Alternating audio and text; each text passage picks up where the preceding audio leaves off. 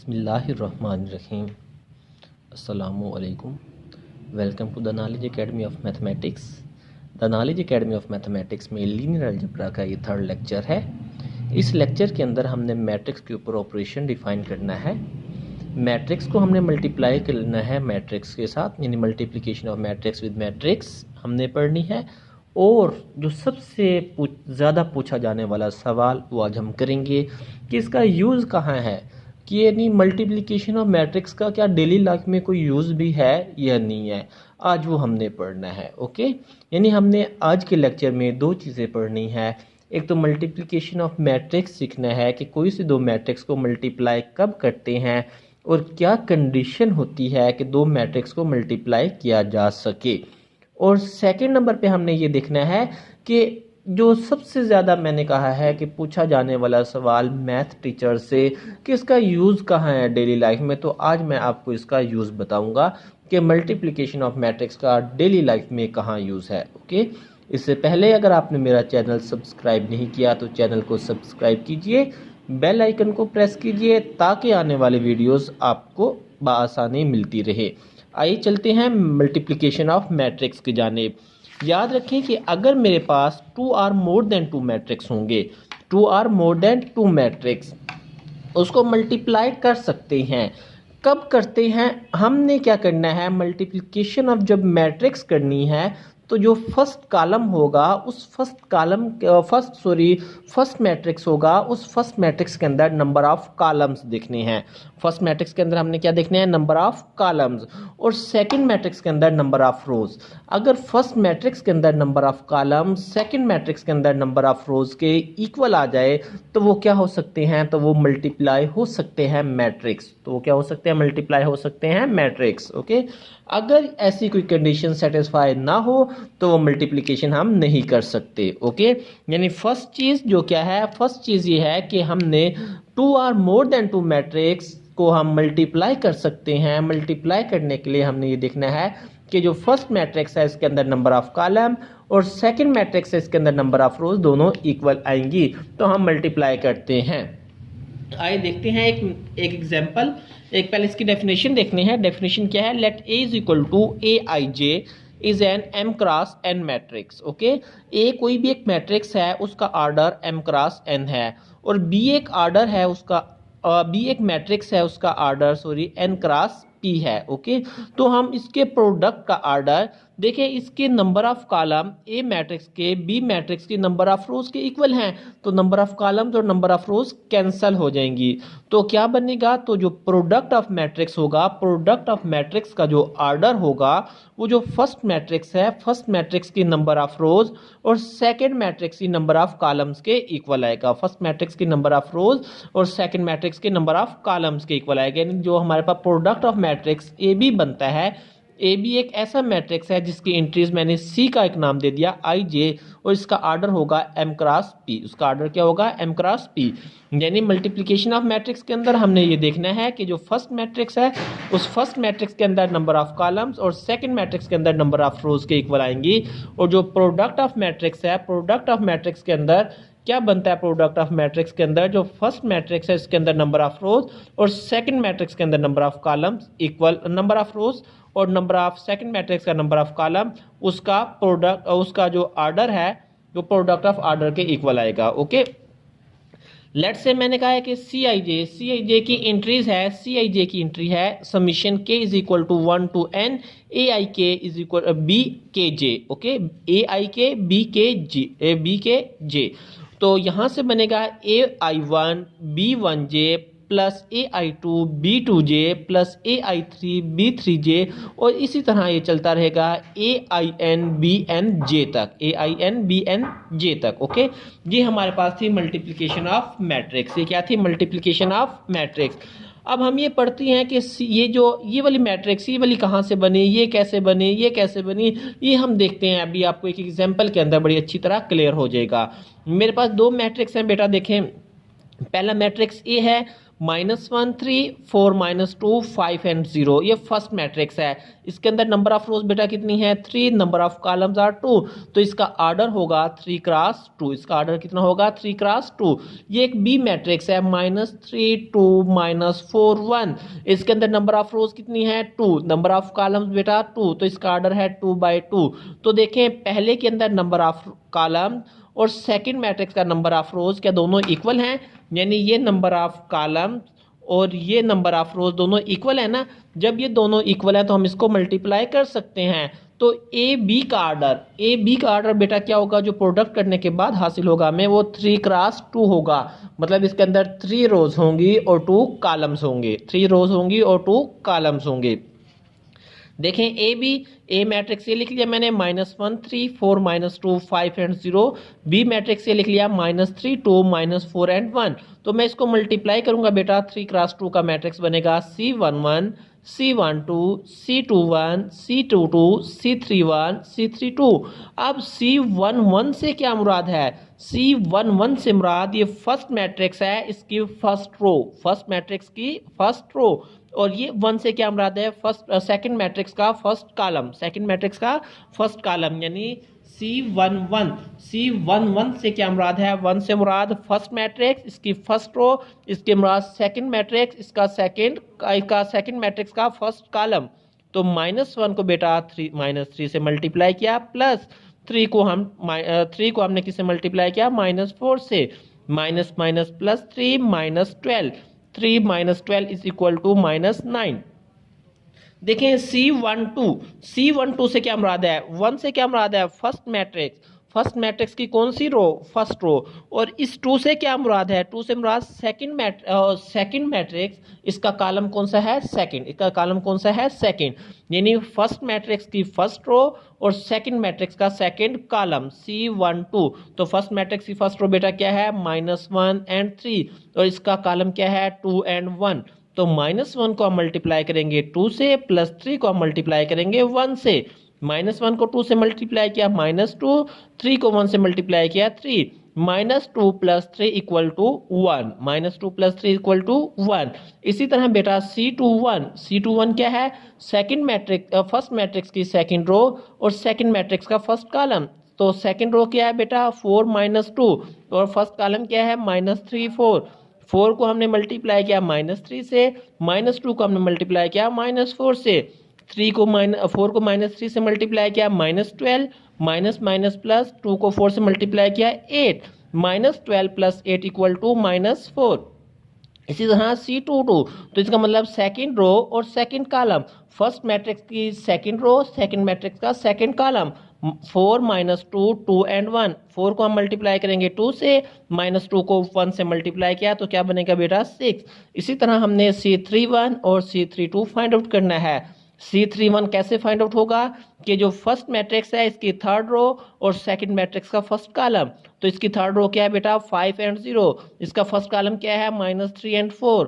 5 को हम मल्टीप्लाई करेंगे -3 से, प्लस 0 को मल्टीप्लाई करेंगे -4 से, 5 को -3 से मल्टीप्लाई किया -15 + 0 = -15। C32 से क्या मुराद है, फर्स्ट मैट्रिक्स है उसकी थर्ड रो, सेकंड मैट्रिक्स है उसका सेकंड कॉलम। तो क्या बनेगा बेटा 5 0 को हमने 2 1 से मल्टीप्लाई करना है, 5 को 2 से मल्टीप्लाई करेंगे 10, प्लस 0 को 1 से मल्टीप्लाई करेंगे 0। तो क्या आंसर आएगा बेटा 10। तो जितनी भी हमने वैल्यूज ये फाइंड आउट कर ली हैं बेटा, देखें C11 C12 C21 C22 C31 C32, मैंने आपको ये एक्सप्लेन भी कर दिया है कि ये C11 ये कैसे फाइंड आउट होगा, C22 ये कैसे फाइंड आउट होगा, या C12 कैसे फाइंड आउट होगा। अब हमने ये तमाम की तमाम वैल्यूज फाइंड आउट कर ली हैं। अब हमने ये तमाम वैल्यूज यहाँ पुट अप करनी है। जब मैं यहाँ पुट करूँगा तो मेरे पास क्या आंसर बनेगा बेटा, देखिए C11 का आंसर बनता है -9 1 -4 6 -15 एंड 10। तो इसका ऑर्डर कितना है 3 रोज 2 कॉलम, तो इसका ऑर्डर है 3/2। इसका ऑर्डर कितना है 3/2 या 3 क्रॉस 2। ओके जी, हमारा फर्स्ट एग्जांपल थी जिसके अंदर हमने ये सीखा है बेटा कि एक मैट्रिक्स है, 2 मैट्रिक्स है, उनको मल्टीप्लाई कब करते हैं। 2 मैट्रिक्स को मल्टीप्लाई करने के लिए मैंने आपको कंडीशन बता दी है कि फर्स्ट मैट्रिक्स के अंदर नंबर ऑफ कॉलम और सेकंड मैट्रिक्स के अंदर नंबर ऑफ रोज के इक्वल आनी चाहिए। और जो प्रोडक्ट ऑफ मैट्रिक्स होगा उसका आर्डर जो फर्स्ट मैट्रिक्स की रोज और सेकंड मैट्रिक्स के कॉलम के इक्वल आएगा। ओके, मेरे पास एक और एग्जांपल है बेटा, एक और एग्जांपल ये है 2 - 1 1 1 - 2 एंड 3। बेटा इसका आर्डर कितना है, इसका आर्डर 3 रोज है, 1 कॉलम है। इसका आर्डर कितना है बेटा, इसके अंदर 1 रोज हैं और कितने कॉलम्स हैं, 3 कॉलम्स हैं। तो इसका तो लिहाजा नंबर ऑफ रोज और ये देखिए नंबर ऑफ कॉलम दोनों इक्वल आ गए, तो हम इसको मल्टीप्लाई कर सकते हैं।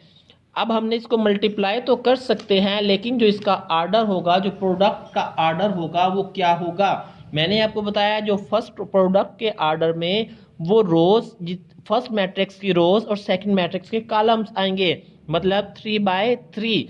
तो मैंने 3/3 का मैट्रिक्स लिख लिया। 3/3 का मैट्रिक्स क्या था बेटा, C11 C12 C13, C21 C22 C23, C31 C32 and C33। बेटा C11 कैसे फाइंड आउट करेंगे, C11 1 से क्या मुराद है, फर्स्ट मैट्रिक्स की फर्स्ट रो। इस 1 से क्या मुराद है, सेकंड मैट्रिक्स का फर्स्ट कॉलम। फर्स्ट मैट्रिक्स की फर्स्ट रो, सेकंड मैट्रिक्स का फर्स्ट कॉलम। तो यहाँ फर्स्ट रो क्या है 2 और यहाँ फर्स्ट कॉलम क्या है बेटा 1। 2 को 1 से मल्टीप्लाई किया 2। C12 से क्या मुराद है, फर्स्ट मैट्रिक्स की फर्स्ट रो और सेकंड मैट्रिक्स का सेकंड कॉलम। तो 2 - 2 क्या बनेगा -4। C13 से क्या मुराद है, जो फर्स्ट मैट्रिक्स है इसकी फर्स्ट रो और सेकंड मैट्रिक्स का थर्ड कॉलम। 2 - 3 = -6। इसी तरह बेटा C21 से क्या मुराद है, फर्स्ट मैट्रिक्स इसकी सेकंड रो और सेकंड मैट्रिक्स का फर्स्ट कॉलम। तो सेकंड रो क्या है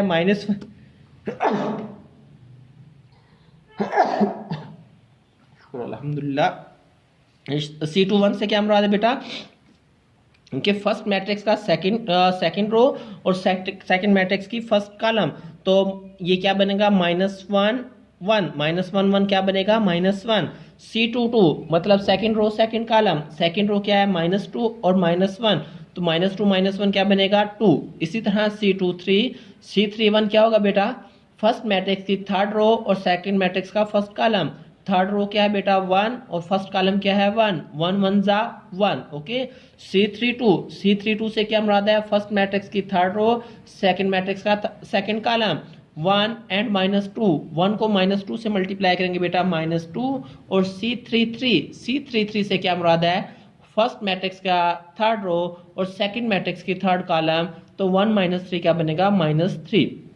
अब बेटा देखिए हमने जितने भी ये 9 अननोन हमने फाइंड आउट किए थे, अपना लगाए थे, इन तमाम की हमने वैल्यू फाइंड आउट कर लिया। अब इन तमाम की वैल्यू यहाँ लगा दे। C11 की जगह 2 -4 6 -1 2 3 1 -2 एड -3, यही हमारा आंसर होगा। ओके, इसी तरह हम एक दो और एग्जांपल कर लेते हैं। एक दो और एग्जांपल क्या है बेटा, मेरे पास एक मैट्रिक्स है, उस मैट्रिक्स की जो रोज हैं वो क्या है बेटा 2 - 1 3, okay, 5 1 and -2 and 2 2 and 3। Okay, ये मेरे पास फर्स्ट मैट्रिक्स है A और B एक सेकंड मैट्रिक्स है बेटा। इसके एलिमेंट्स हैं 0 1 2 -4 1 एंड 3 -4 1 एंड -2। हमने इन दोनों को मल्टीप्लाई करना है बेटा। पहले तो ये देखें कि इसका आर्डर कितना है बेटा, इसका आर्डर 3/3। इसके अंदर नंबर ऑफ रोज भी 3 है, नंबर ऑफ कॉलम्स भी 3 है।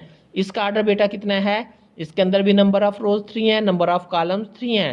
तो इसके नंबर ऑफ कॉलम और इसके नंबर ऑफ रोज दोनों इक्वल हैं, तो हम मल्टीप्लाई कर सकते हैं। AB मल्टीप्लाई करें बेटा, मल्टीप्लाई करने से इसका आर्डर क्या होगा, प्रोडक्ट आर्डर इसकी नंबर ऑफ रोज और इसके नंबर ऑफ कॉलम्स के इक्वल आएंगे। इसकी नंबर ऑफ रोज बेटा कितनी है, इसकी नंबर ऑफ रोज 3 है और इसके अंदर नंबर ऑफ कॉलम्स कितने हैं 3, ये दोनों इक्वल आने चाहिए। तो क्या बनेगा C11 C12 C13, similarly C21 C22 C23 C31 C32 C33, ये हमारे पास नंबर ऑफ रोज और नंबर ऑफ कॉलम्स इक्वल आ गए। ओके, अब हम बेटा C11 की वैल्यू फाइंड आउट करेंगे। ये C11 क्या होगा, फर्स्ट मैट्रिक्स है इसकी फर्स्ट रो, फर्स्ट मैट्रिक्स की बेटा फर्स्ट रो और सेकंड मैट्रिक्स का फर्स्ट कॉलम, सेकंड मैट्रिक्स का फर्स्ट कॉलम, यानी जो फर्स्ट मैट्रिक्स है इसकी फर्स्ट रो और सेकंड मैट्रिक्स का फर्स्ट कॉलम के इक्वल आएगा। तो यहाँ बेटा फर्स्ट रो क्या है 2, 2 को हमने मल्टीप्लाई करना है किससे 0 के साथ, प्लस -1 को बेटा किससे मल्टीप्लाई करेंगे -4 के साथ, प्लस 3 को हमने मल्टीप्लाई करना है -4 के साथ। तो क्या आंसर आएगा 2 0 0 माइनस माइनस प्लस 4 -4 3 12, तो क्या बनेगा माइनस का 8। C12 बेटा अगर हम फाइंड आउट करेंगे C12 क्या होगा, फर्स्ट मैट्रिक्स की फर्स्ट रो और सेकंड मैट्रिक्स का सेकंड कॉलम, ये फर्स्ट रो और सेकंड कॉलम सारे के सारे क्या हैं 1। तो क्या करोगे बेटा 2 को आपने 1 से मल्टीप्लाई करना है, प्लस -1 को आपने 1 से मल्टीप्लाई करना है, प्लस 3 इसको आपने 1 से मल्टीप्लाई करना है। तो क्या आंसर आएगा 2 को 1 से मल्टीप्लाई किया 2 -1 प्लस 3, ये क्या बनेगा बेटा 5 -1, 5 -1 4 बनता है। इसी तरह हमने C13 फाइंड आउट करना है। जब बेटा हमने C13 फाइंड आउट करना है तो फर्स्ट मैट्रिक्स की फर्स्ट रो और सेकंड मैट्रिक्स का थर्ड कॉलम, ये फर्स्ट रो है फर्स्ट मैट्रिक्स की और ये थर्ड कॉलम है। तो बेटा क्या बनेगा, कॉरेस्पॉन्डिंग इंट्रीज को मल्टीप्लाई या प्लस या माइनस करते हैं, तो आपको पता ही है। 2 को 2 से मल्टीप्लाई करना है, -1 को आपने 3 से मल्टीप्लाई करना है, प्लस 3 को आपने -2 से मल्टीप्लाई करना है बेटा। तो क्या आंसर आएगा 2 2 4 -3 -6, क्या बनेगा -6 -9 plus 5 4 is equal to -5। Okay, ये C11 C12 C13 हमने फाइंड आउट कर लिया। अब हम फाइंड आउट करते हैं C21।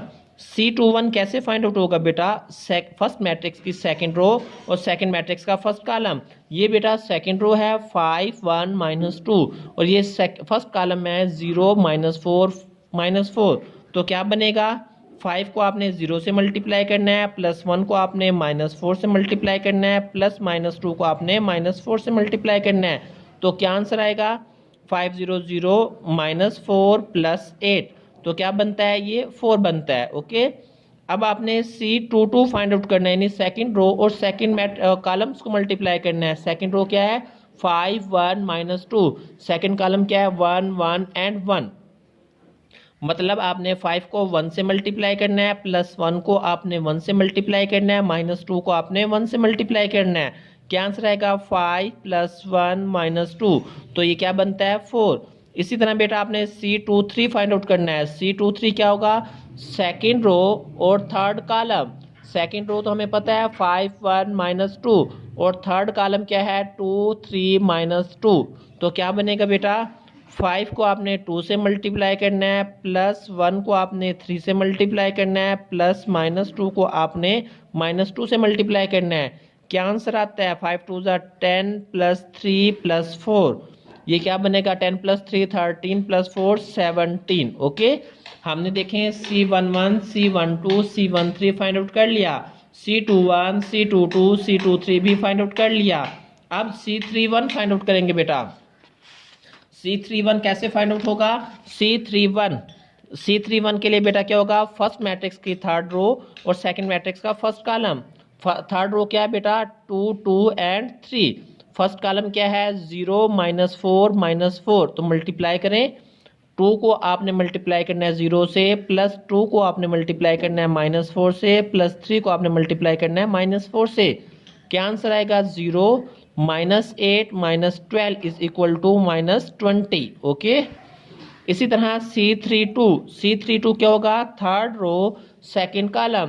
थर्ड रो क्या है 2 को आपने 1 से मल्टीप्लाई करना है, +2 को आपने फिर 1 से मल्टीप्लाई करना है, फिर अपना है थर्ड रो है 3 है, सॉरी बेटा 3 को आपने 1 से मल्टीप्लाई करना है। तो क्या बनेगा 2 1 2 + 2 1 2 + 3 4 + 3 = 7।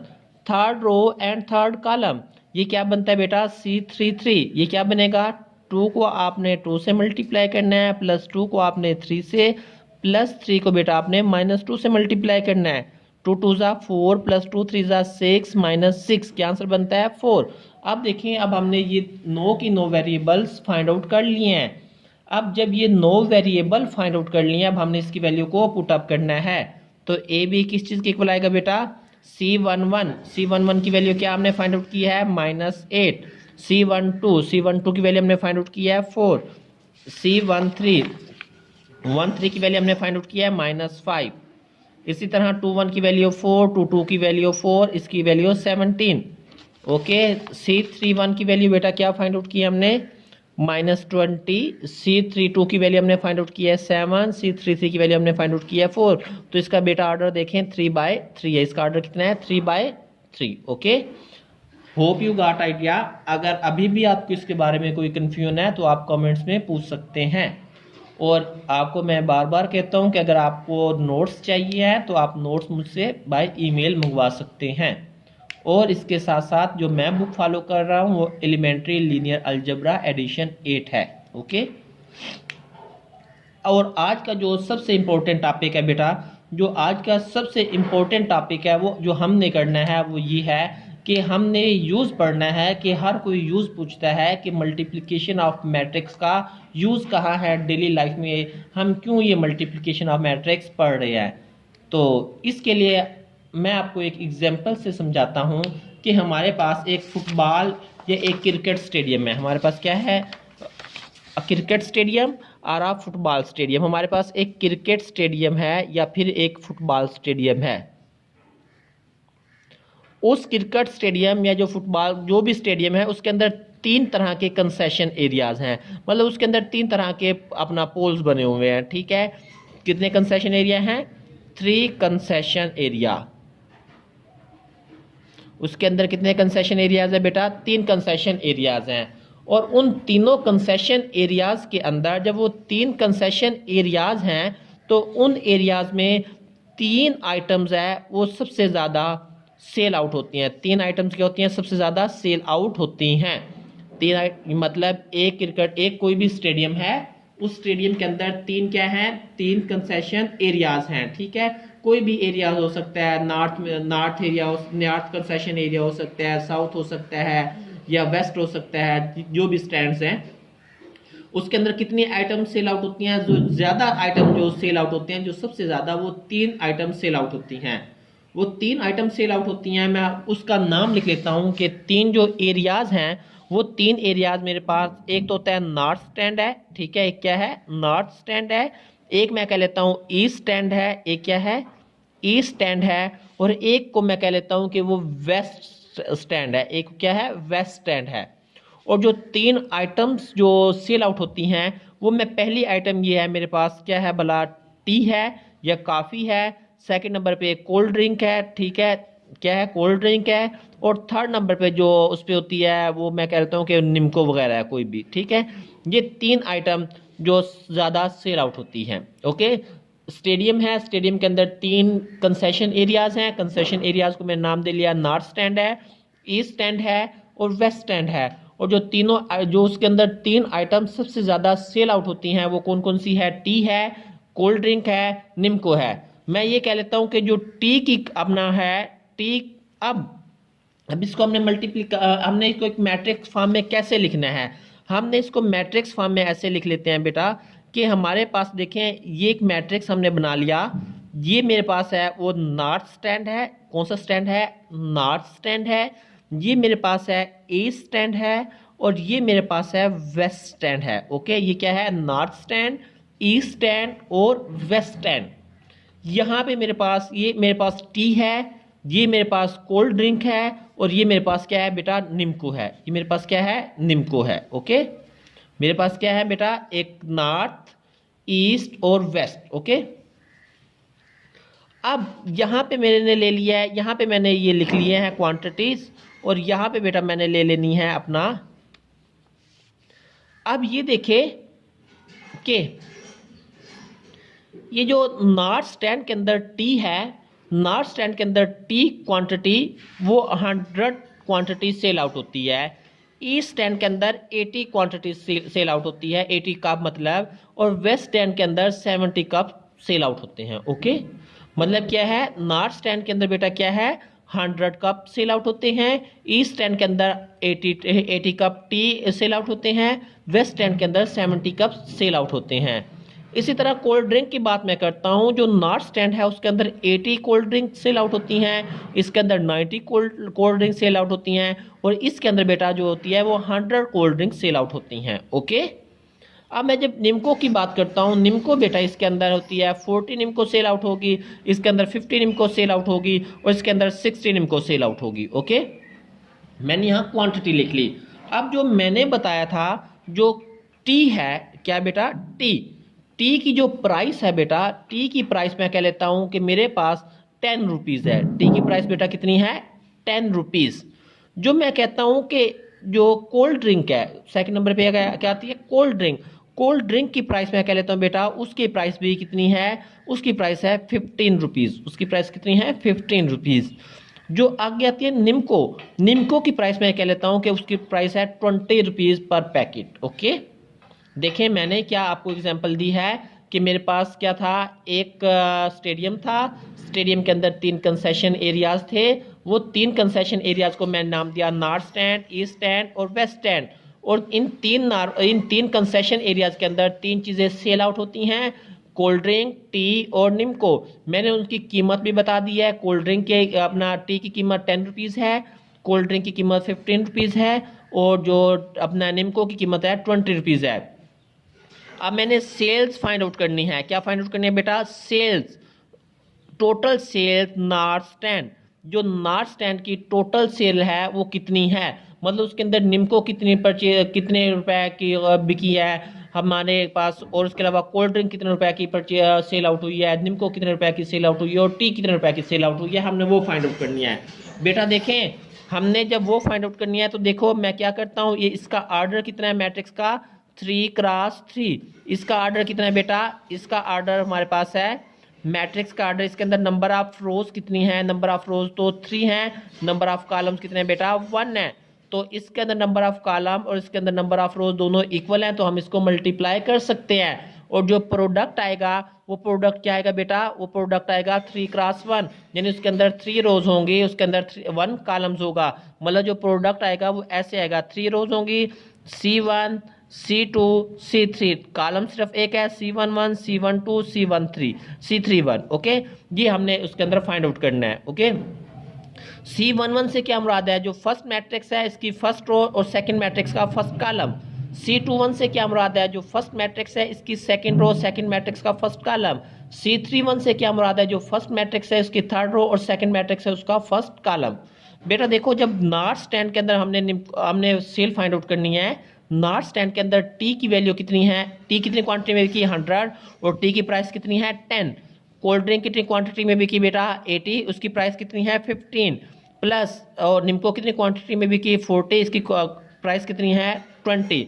तो बेटा मल्टीप्लाई करो, क्या बनेगा, 1000 प्लस इसको मल्टीप्लाई किया तो क्या बनेगा बेटा, 8 5 40, 8 1 1200 प्लस इसको मल्टीप्लाई किया तो कितनी प्राइस बन गई बेटा, यहाँ पे 3000 रुपीज़ जो हमारे पास सेल आउट हुई है नॉर्थ स्टैंड के अंदर। ओके, इसी तरह जब हम ईस्ट स्टैंड के अंदर फाइंड आउट करेंगे बेटा, तो क्या ईस्ट स्टैंड के अंदर सेल जब हमने फाइंड आउट करनी है तो 80 रुपीज़, 80 अपने बिकी है टी और टी की प्राइस है 10, 90 बिकी है बेटा क्या, कोल्ड ड्रिंक, इसकी प्राइस है 15, 50 बिकी है निम्को, इसकी प्राइस है 20। तो बेटा क्या बनेगा ये, 8 × 20 800 प्लस 450 ऐसे बनेगा, 5 9 45, 5 9 1 9 प्लस 4 13। Okay, 1350 plus 1000। ओके, जब मैंने इसको मल्टीप्लाई किया तो बेटा प्लस किया तो क्या बनेगा, 2350 जमा 800 क्या बनेगा, 3150,